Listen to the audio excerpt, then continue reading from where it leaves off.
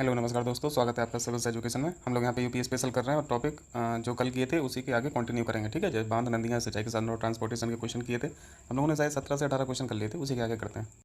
ठीक, 17 क्वेश्चन हो गए थे। ठीक है, चलिए 18 से करते हैं। 18वां क्वेश्चन है, उत्तर प्रदेश में कौन सा जिला अवनाल का अपरदन से सर्वाधिक प्रभावित है। देखिए यहाँ पे सबसे ज़्यादा अफेक्टेड जोन जो है, पहले तो ये समझ लीजिए अवनाल का अपरदन को गुल्ली इरोजन बोलते हैं। ठीक, गुल्ली इरोजन से आप लोग परिचित होंगे। गुल्ली इरोजन का मतलब है गुल्ली इरोजन का मतलब है कि जब पानी के बहाव से मिट्टी का कटाव हो जाता है तो अवनाल का अपरदन उसे बोलते हैं। ठीक, अवनाल का से आप ऐसे समझ लीजिए बड़ी बड़ी नालिका बन जाती हैं, नालियाँ बन जाती हैं। और जिन नदियों का कर्वेचर या जिन नदियों का रास्ता या ये कह लीजिए कि बहाव का जो पाथ होता है वो घुमावदार रहता है, तो घुमावदार होने से मिट्टी का अपरदन बहुत ज़्यादा होता है। ठीक, तो आप अवनालिका को नली या फिर नालिका के फॉर्म में आप याद रख सकते हो कि बड़ी बड़ी नालियाँ बन जाती हैं मिट्टी के कटाव से। ठीक, अभी हम लोग इमेज पर देख ले रहे तो आप लोगों को और क्लियर हो जाएगा। ठीक है, आपने चंबल का बीहड़ के बारे में पढ़ा होगा। बीहड़ का मतलब वही है कि बड़ी बड़ी खड्ड बन जाना, गड्ढे बन जाना, बड़ी बड़ी नालियाँ बन जाना, कटाव बन जाना। ठीक है, तो आप यमुना और चंबल का जो मीटिंग जोन है, यानी आप इटावा वाला रीजन देखेंगे ना, तो यहाँ पे बहुत ज़्यादा अवनाल का अपरदन हुआ है, यानी गुल्ली इरोजन हुआ है। ठीक है, तो इटावा आप जोन उसको याद रखें, उसको फिगर पर देखिए। आपको चंबल रिवर दिख रही है, आपको यमुना रिवर दिख रही है, ये दोनों आके देखो, जहाँ पे मीटिंग पॉइंट से पहले आपको इटावा जिला दिख रहा है। ठीक, ये वाला जो जोन है यहाँ पे अवनाल का अपरदन बहुत ज़्यादा मात्रा में है। ठीक, बड़े बड़े खड्ड बने हुए हैं।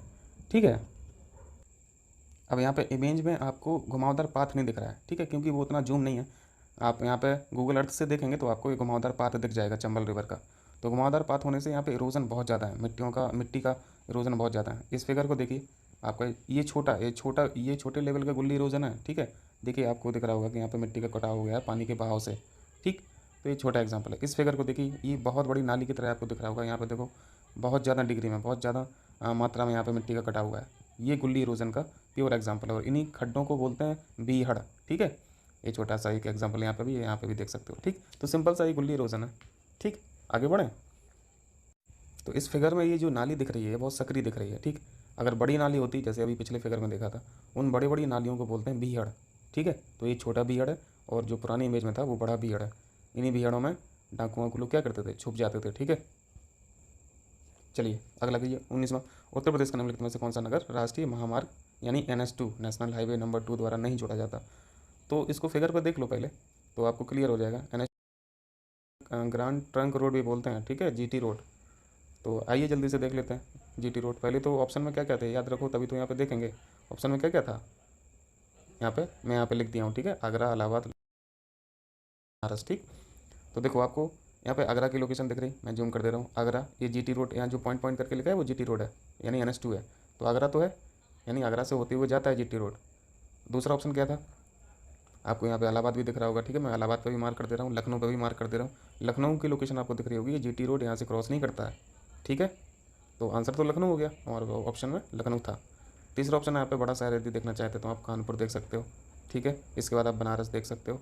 बनारस से पहले इलाहाबाद भी दिख रहा, इलाहाबाद को भी मार्क कर लेना, यहाँ से GT रोड जाता है। ठीक है, तो ये ऑप्शन थे। वापस क्वेश्चन पे चलिए, तो यहाँ पे आंसर क्या हो जाएगा, यहाँ पे लखनऊ आंसर हो जाएगा। ठीक है, जो यहाँ से NH2 नहीं जाता है। चलिए 20 की GT रोड नहीं गुजरती है, लगभग वही क्वेश्चन है लेकिन यहाँ पे ऑप्शन अलग अलग करते हैं। आपने इलाहाबाद को अभी हाल देखा, इलाहाबाद से क्रॉस होता है GT रोड, आगरा से क्रॉस होता है GT रोड, मुगलसराय से भी क्रॉस होता है GT रोड। मैप पे देख लीजिए, यहाँ पे हम लोग बनारस चलते हैं और बनारस के पहले मुगलसराय दिख रहा होगा। ठीक है, तो मुगलसराय से भी GT रोड क्रॉस होता है। ठीक, एक ऑप्शन है अलीगढ़, वहाँ पे अलीगढ़ है आपको यहाँ पे आगरा के नज़दीक में, इसी जोन में जहाँ पे आगरा और ये आपको फिरोजाबाद वगैरह दिख रहा है, यहाँ पे आपको अलीगढ़, यही लोकेशन जो है वो अलीगढ़ की है, इसी जगह पे। तो यहाँ पे अलीगढ़ लिखा हुआ नहीं दिख रहा है आप लोगों को। ठीक है, यानी GT रोड यहाँ से क्रॉस करता नहीं है। ठीक, और GT रोड के बारे में आप लोग जानते होंगे किसने बनवाया था, शेरशाह सूरी ने। ठीक है, और इसकी लेंथ बताएंगे, इस स्टार्टिंग पॉइंट कहाँ है इसका, अफगानिस्तान में काबुल से स्टार्ट होता है और इंडिया में बंगाल तक जाता है। ठीक है, NH1 और NH2 को मिला के GT रोड बोला जाता है। इसकी लेंथ लगभग 2500 किलोमीटर है। ठीक है, तो क्वेश्चन आंसर यहाँ पे अलीगढ़ हो गया। चलिए 21 कीजिए। निम्नलिखित में से कौन उत्तर प्रदेश में बौद्ध परिपथ का भाग नहीं है, यानी बौद्ध सर्किट।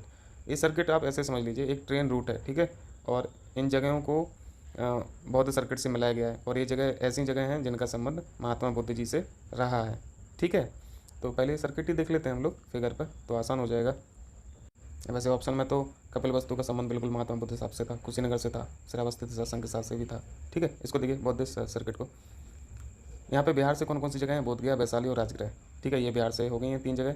बनारस यूपी से कौन कौन सी जगह है, सारनाथ, ठीक, श्रावस्ती और कुशीनगर, ये उत्तर प्रदेश से यहाँ पे फिक्स की गई है सर्किट के लिए।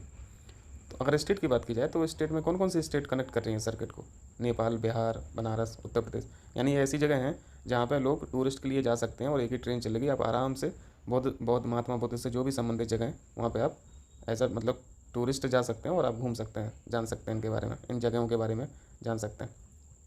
ठीक है, तो इस फिगर को देखिए नीचे, ये पूरा ट्रेन का जर्नी है, डे 1 से लेकर डे 7, डे 6, डे 5, डे 8। ठीक है, तो ये था छोटा सा, और इसमें छोटी छोटी जगह भी हैं इन जैसे गया बनारस के बीच में ऐसा थोड़ी ना कि कोई जगह नहीं होगी जो महात्मा बुद्ध से संबंध नहीं होगी, जैसे एक जगह संकिसा, तो ये भी बौद्ध सर्किट का ही भाग है। तो यहाँ पे ऑप्शन में चारों ऐसी जगह हैं जो बौद्ध सर्किट का भाग है, तो फिर यहाँ पे तो नहीं पूछा था ना, तो ये मतलब ऑप्शन ही गलत दिए हैं। आप एक ऑप्शन और ऐड कर सकते हो, यहाँ पे एक ऑप्शन ऐड कर लीजिए, ठीक है, और उसमें नॉन ऑफ दीज लिख दीजिए, तो वो आंसर हो जाएगा, क्योंकि यहाँ पे चारों जगह जो है वो बौद्ध सर्किट से रिलेटेड है।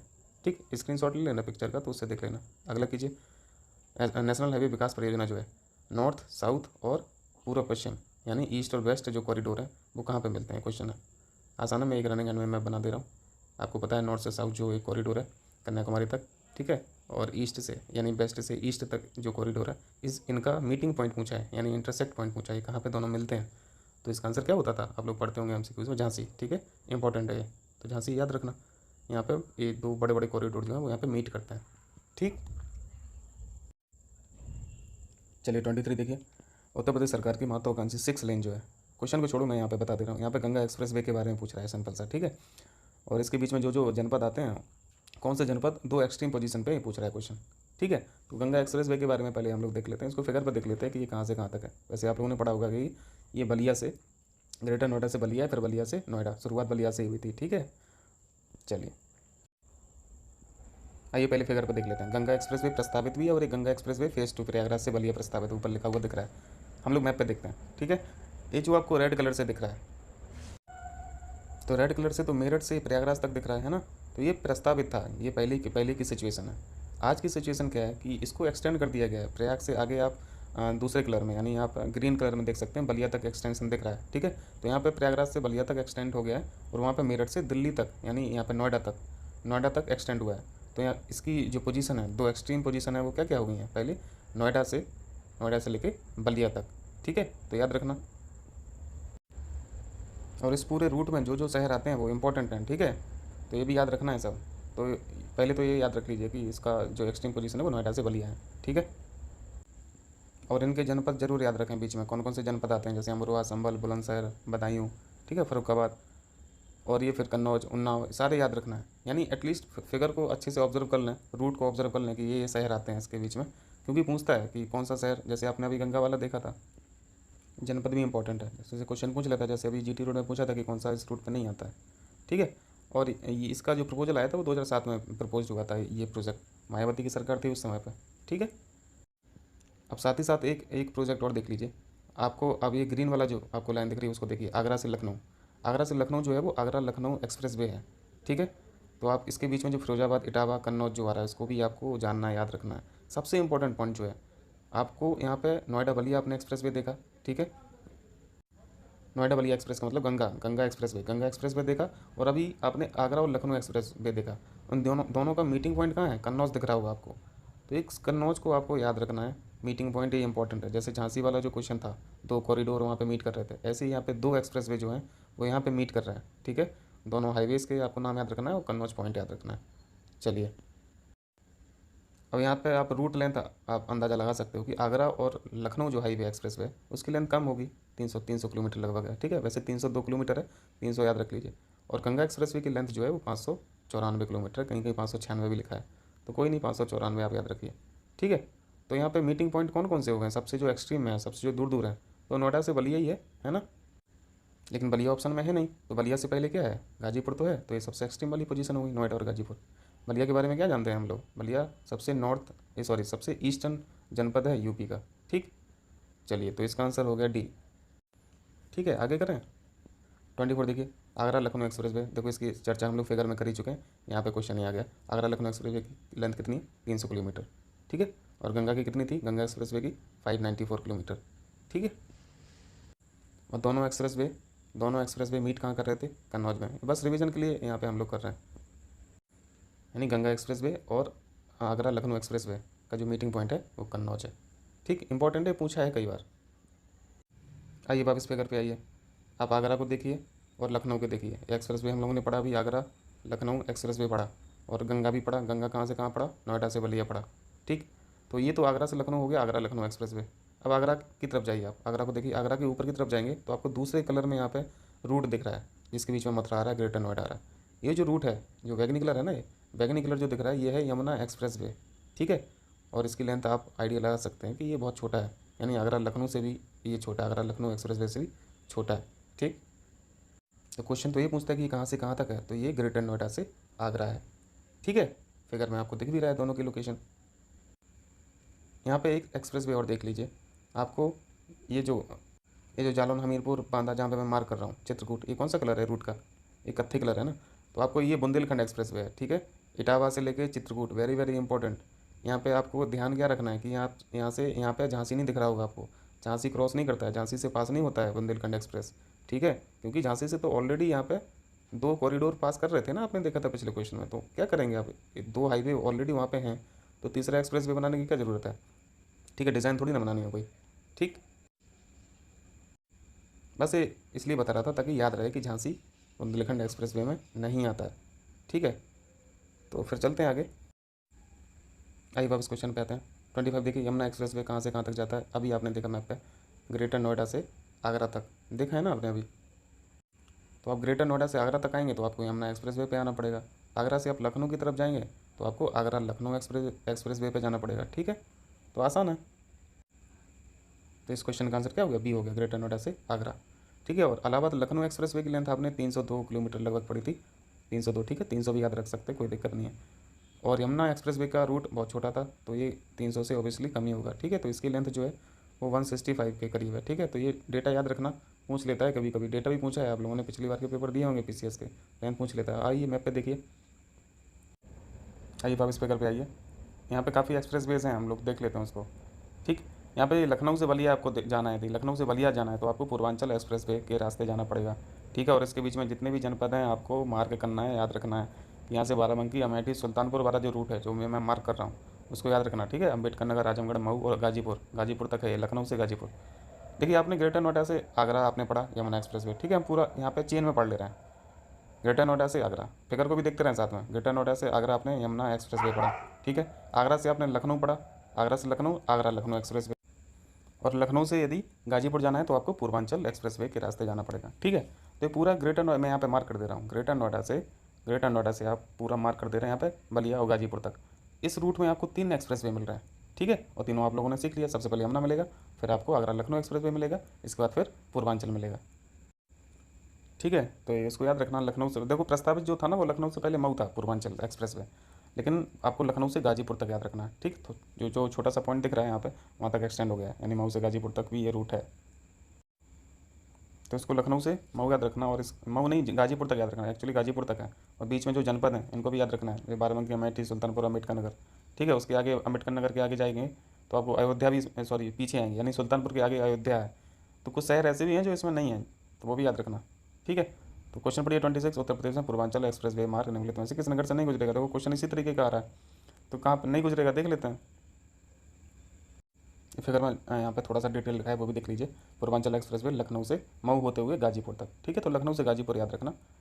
ठीक है, चलिए एक और इम्पॉर्टेंट फैक्ट, लेंथ पूछता है, तो लेंथ है 340 किलोमीटर। ठीक है, 340 किलोमीटर। अब क्वेश्चन देखिए, कौन सा यहाँ पे कौन सा नगर या कौन सा जनपद नहीं जाता है? फैजाबाद यानी अयोध्या। तो अयोध्या तो आपने देखा, सुल्तानपुर के आगे अयोध्या है, तो यहाँ से तो क्रॉस करता है पूर्वांचल एक्सप्रेसवे। आजमगढ़ भी देखा आपने। ठीक है, और मऊ देखा, मऊ तक तो प्रस्तावित था ही पहले, अब गाजीपुर तक है। आपको बस्ती नहीं दिखा होगा। ठीक है, गाजीपुर देखा आपको, बस्ती नहीं दिखा है, तो बस्ती यहाँ पे आंसर हो गया करेक्ट। ठीक, चलिए आगे करते हैं। 27 देखिए, आसान सा क्वेश्चन है, जनरथ नाम दिया गया है। जनरथ के बारे में तो आप लोग जानते होंगे, एसी बस सर्विस है। ठीक है, और बड़ा सस्ता भी है, बहुत महंगा नहीं है। आप यदि गए होंगे इलाहाबाद से लखनऊ तो यहाँ का किराया कितना है? शायद 294 है। ठीक है, तो उत्तर प्रदेश सरकार द्वारा प्रारंभ किया गया निम्न लागत एसी बस सर्विस है। ठीक है, डी ऑप्शन करेक्ट हो जाएगा। ठीक, 294 किराया है तो सस्ता ही है ना इलाहाबाद से लखनऊ का। चलिए आगे करते हैं। 28 देखिए, ताज अंतर्राष्ट्रीय हवाई अड्डा स्थापित किया जा रहा है। ताज समझ के कन्फ्यूज मत होना, आगरा मत मार देना, ठीक है। आंसर गौतम बुद्ध नगर है, ठीक है। इस पर डिस्प्यूट भी था नाम चेंज करने के लिए, टूरिस्टों को कन्फ्यूजन हो सकता है ना। चलिए ठीक है, आगे कीजिए। 29 देखिए, किस हवाई अड्डे को भारत के केंद्रीय मंत्रिमंडल ने 2020 को अंतर्राष्ट्रीय दर्जा स्वीकृत किया। इंपॉर्टेंट क्वेश्चन है, ठीक है। ये कुशीनगर हवाई अड्डा है जिसको ये इंटरनेशनल रिकॉग्निशन मिला हुआ है, ठीक है। तो यहाँ पे ऑप्शन डी करेक्ट हो गया। चलिए 30 देखिए, राजीव गांधी राष्ट्रीय विमानन विश्वविद्यालय उत्तर प्रदेश, मैचिंग में कम आएगा ये पॉइंट, ठीक है। फैक्ट याद रखें, ये फुर्सतगंज में है, और फुर्सतगंज कहाँ पे है, ये अमेठी में है, ठीक है। तो ये भी याद रखें, ये मेंस में पूछा भी गया, देखो देखिए 2016 में। ये आसान सा क्वेश्चन है 31। यहाँ पे नगर से हवाई अड्डा मिला दीजिए जल्दी से। तो यहाँ पे कानपुर का क्या है, चकेरी, सब लोग जानते हैं, ठीक है। तो सी का 4 हो गया। वाराणसी बाबतपुर है, लखनऊ का अमौसी है। अमौसी का तो अब नाम चेंज भी हो गया ना, बताएंगे। चलिए, तो यहाँ पे कोडिंग क्या बनी हम लोग की, 3142, ठीक है। चलिए यहाँ पे कुछ और इंपॉर्टेंट है, वो भी जान लीजिए। 3142 तो ठीक है। यहाँ पे आपको ऑप्शंस में दिख नहीं रहा, पर कोई दिक्कत नहीं है, जरूरत नहीं है, सीख तो लिया ना। जैसे यहाँ पे हिंडन है, हिंडन कहाँ का है, वेरी इंपॉर्टेंट है। बमरोली इंपॉर्टेंट है। जेवर वेरी वेरी इंपॉर्टेंट है। हिंडन गाजियाबाद का है, ठीक, इसको भी याद रखें। बमरोली इलाहाबाद का है, ये भी आप लोग जानते होंगे। जेवर बहुत ज़्यादा इंपॉर्टेंट है, इसको याद रखें,